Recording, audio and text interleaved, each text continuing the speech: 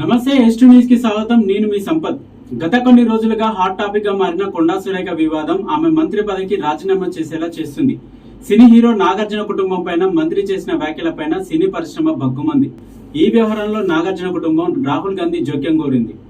ప్రియాంక గాంధీ నేరుగా అమలుతో కూడా మాట్లాడారు. సురేఖపై చర్యలు తీసుకుంటామని హామీ ఇచ్చినట్టు సమాచారం. ఫలితంగా సురేఖను తప్పించకుండా తనంతట తానే రాజీనామా చేయాల్సిందిగా సూచించాలని కాంగ్రెస్ హైకమాండ్ ఆదేశించినట్లు తెలుస్తుంది. అయితే Konda Surekha BRS working president KTR ను టార్గెట్ చేసే క్రమంలో నాగార్జున కుటుంబం గురించి సురేఖ అనుచిత వ్యాఖ్యలు చేశారు. సమంత, రకుల్ ప్రీత్ సింగ్ పేర్లు ప్రస్తావిస్తూ చేసిన వ్యాఖ్యలపైన సినీ పరిశ్రమ మండిపడ్డారు. జాతీయ స్థాయిలోనూ ఈ వ్యాఖ్యలు రచ్చగా మారాయి. మంత్రి సురేఖ వ్యాఖ్యలపైన పలువురు అభ్యంతరం వ్యక్తం చేశారు. సినీ పరిశ్రమకు చెందిన పలువురు రాహుల్ ను ట్యాగ్ చేస్తూ సోషల్ మీడియా వేదికగా సురేఖ పైన చర్యలు తీసుకోవాలని డిమాండ్ చేశారు. ఇదే సమయంలో ప్రియాంక గాంధీ నేరుగా అమలుతో మాట్లాడినట్లు తెలుస్తుంది. ప్రియాంక గాంధీ అమల మధ్య సన్నిహిత సంబంధాలు ఉన్నాయి. ఈ క్రమంలోనే అమల తమ కుటుంబం సురేఖ వ్యాఖ్యలతో ఆవేదన చెందినట్లు వివరించారు. అటు నాగార్జున సైతం కూడా కొండా సురేఖ పైన కేసులు దాఖలు చేశారు, నోటీసులు పంపించారు.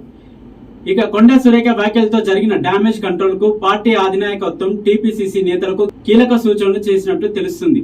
ఇప్పటికే కొండా సురేఖ తన వ్యాఖ్యలను ఉపసంహరించుకున్నట్లు ప్రకటించారు. కానీ సినీ పరిశ్రమ మాత్రం చర్యలకు డిమాండ్ చేసింది. మంత్రి పదవికి సురేఖతో రాజీనామా చేయించాలని టీపీసీసీకి సూచించినట్లు పార్టీ ముఖ్య నేతల సమాచారం.